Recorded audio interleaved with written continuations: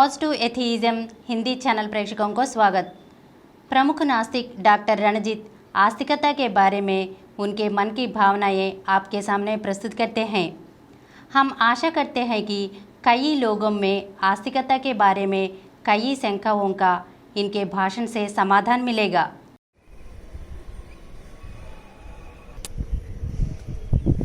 आज मैं आपको अपना एक आलेख सुना रहा हूँ जिसका शीर्षक है आस्तिकता के दुष्परिणाम। ये आलेख मैंने अपनी पुस्तक भारत के प्रख्यात नास्तिक की प्रस्तावना के रूप में लिखा है। मैं जब कभी सैकड़ों हजारों लोगों को मंदिरों, मस्जिदों, गिरजाघरों में जो है एकदम प्रत्यक्ष सामने है, ये प्रकृति, ये पृथ्वी, उसका पर्यावरण, ये मानव समाज, ये अपने सहजन, प्रियजन, परिजन, इनके सुख दुख, रोग शोक, इस सारे धड़कते हुए जीवंत संसार से आंखें मूंद कर जो कहीं नहीं है, उस ईश्वर, अल्लाह, गॉड या वाहे गुरु की पूजा अर्चना, प्रार्थना में लगे हुए देखता हूँ। शोर शराबे, धूम धड़ाके भरे गणेशोत्सव, दुर्गा पूजा आदि के धार्मिक जुलूसों के जुनून में झूमते गाते हुए पाता हूँ तो मेरे हृदय में उनके प्रति तरस और करुणा की लहरें उठने लगती हैं। काश धर्म की धंधेबाजी करने वाले कुछ धूर्त व्यवसायियों के बहकावे में आए हुए इन भोले भाले बेवकूफ लोगों का ये सैलाब इस निरर्थक काम को छोड़कर अपने देश और समाज को उसकी मूलभूत समस्याओं, अशिक्षा, कूपमंडूकता, रोग शोक और सामाजिक आर्थिक विषमताओं से मुक्त करने के उद्योग में लग सकता।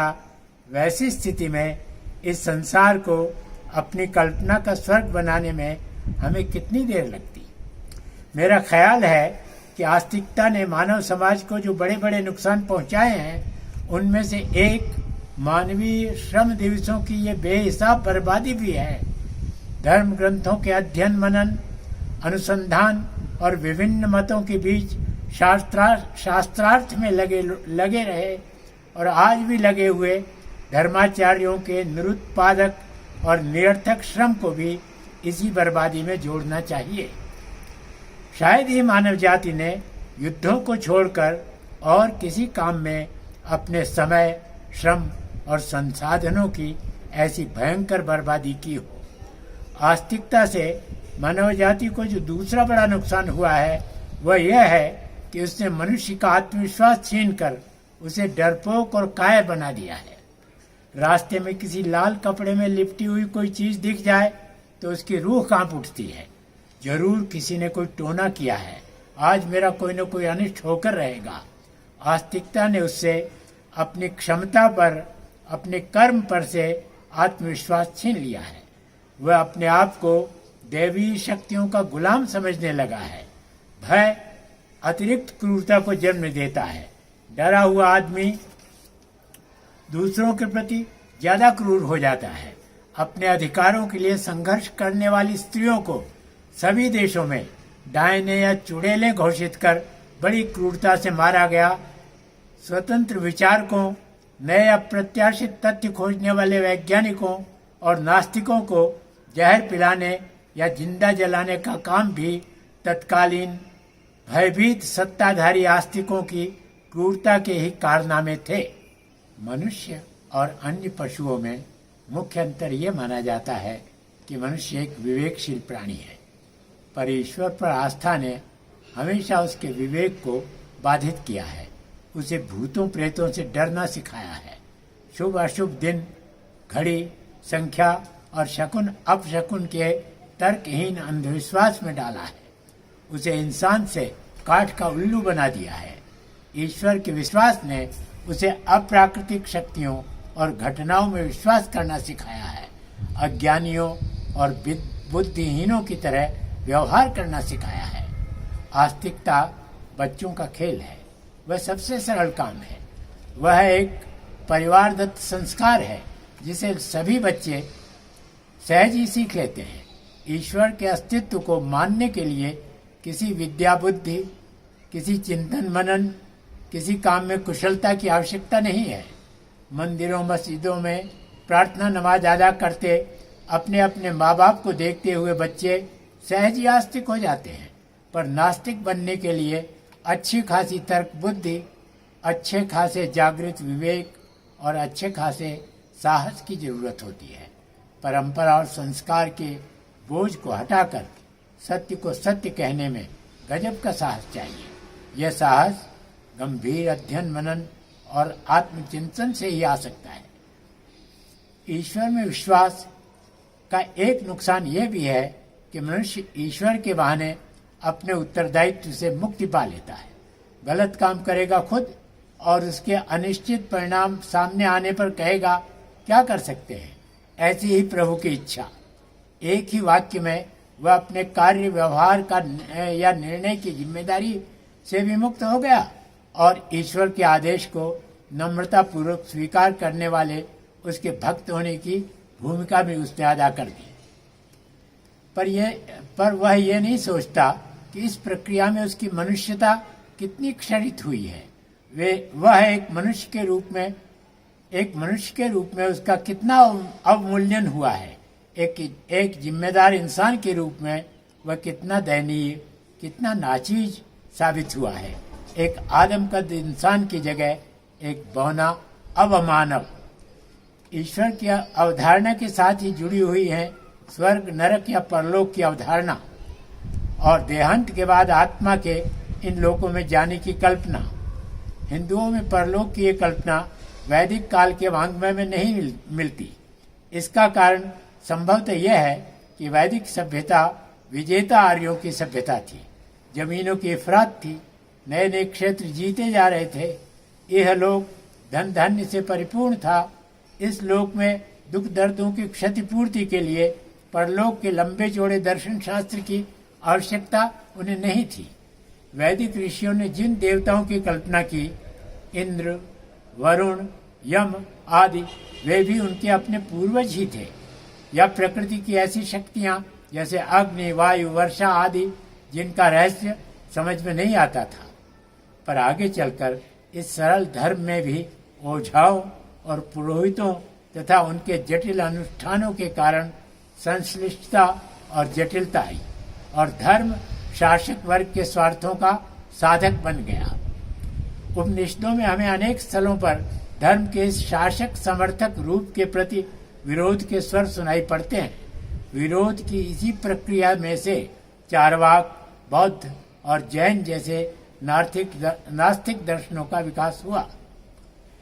ईश्वर और परलोक की अवधारणाओं ने कैसे अब तक के मानव जाति के एक क्रूरतम यथार्थ वर्ग विभाजन या मनुष्य और मनुष्य के बीच की भयंकर सामाजिक और आर्थिक विषमता को सहज बनाकर शासक शोषक वर्ग के हितों की रक्षा की है।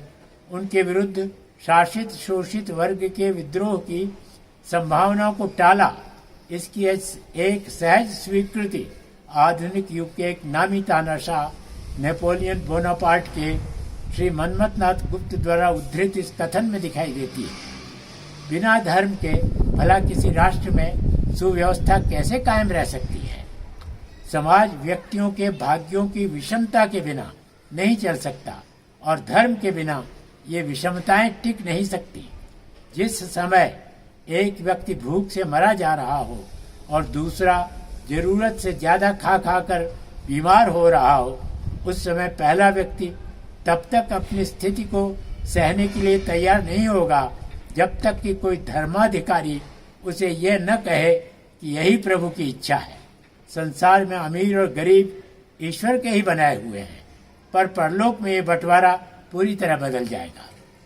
इस संदर्भ में गरीबों को झूठी दिलासा देने वाला ईसा का ये प्रसिद्ध वाक्य बरबस याद आ जाता है कि सुई की छेद में से ऊंट निकल सकता है पर धनी व्यक्ति स्वर्ग में नहीं जा सकता। यानी मेरी प्यारी भेड़ों, शांति से इस लोक में भेड़ियों के अत्याचार सहो, क्योंकि परलोक में तो स्वर्ग तुम्हारे लिए सुरक्षित है। ईश्वर और उसके विभिन्न अवतारों और देवी देवताओं को प्रसन्न करने और उनकी कृपा प्राप्त करने के नाम पर धर्म के सारे कर्मकांड और उन्हें संपन्न करवाने वाले पंडे पुजारी, ओझा और सयाने अर्थात एक पूरा पुरोहित वर्ग विकसित हुआ, जिसकी जीविका ही इन कर्मकांडों टोने टोटकों से मिलने वाली दक्षिणा थी। धर्म का सारा तामझाम, पूरा व्यापार ईश्वर आदि की धारणा पर ही आधारित है। इस तरह आस्तिकता ने ही भारतीय संदर्भ में केवल पुरोहितों या ब्राह्मणों के एक परजीवी वर्ग को जन्म दिया और उसके माध्यम से वर्ण व्यवस्था स्थापित करके पूरे समाज को वर्ण विभाजित कर शूद्रों के साथ अमानवीय अत्याचार किए।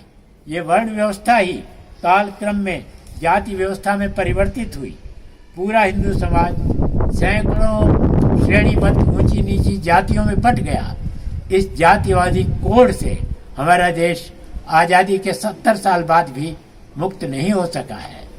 अभिप्राय यह है कि ईश्वर मनुष्य की एक बचकानी कपोल कल्पना मात्र नहीं है। अभिप्राय यह है कि ईश्वर मनुष्य की एक बचकानी कपोल कल्पना मात्र नहीं है। यह उसका आदिम अबोध अंधविश्वास मात्र नहीं है। ये मानव समाज के लिए एक हानिकारक अवधारणा है, जो न केवल मनुष्य और मनुष्य के बीच की विषमताओं को स्वीकार्य बनाती है, मनुष्य द्वारा अन्य मनुष्यों को गुलाम बनाए जाने की अमानुषिकता को भी उचित ठहराने में मदद करती है।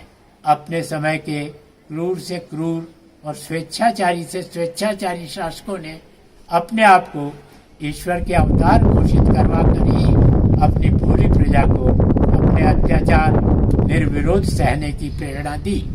ईश्वर मनुष्य द्वारा मनुष्य के शोषण को जायज ठहराने वाली एजेंसी है। ईश्वर मनुष्य द्वारा मनुष्य के शोषण को जायज ठहराने वाली एजेंसी है। विषमता का प्रहरी है। मानवीय स्वतंत्रता, समानता और भाईचारे का दुश्मन है। वह मनुष्य के अज्ञान और अंधविश्वास की संतान तो है ही, पर एक बार अवधारणात्मक पुष्टि पा लेने के बाद वह मनुष्यों के अज्ञान और अंधविश्वासों का रखवाला भी बन गया है।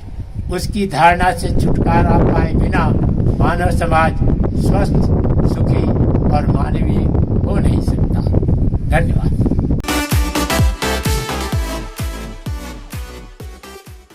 Please download Samaram multi-channel app and watch your favorite channels from your mobile.